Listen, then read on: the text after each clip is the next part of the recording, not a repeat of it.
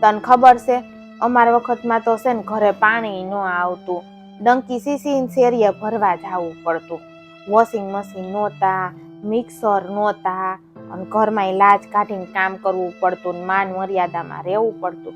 Mummy, જ્યારે તમે તમારા જમાનાની વાતો કરો ને ત્યારે મને એવું લાગે કે હું ખૂબ જ નસીબદાર છું. એમને? હા મમ્મી, દરેક પ્રકારની સુવિધા છે. અત્યારે કોઈ પણ કામ માટે રાહ જોવી નથી પડતી. આધુનિક ટેકનોલોજી જેટલી આવી ગઈ છે, તમારા કામ ફટાફટ થઈ જાય છે.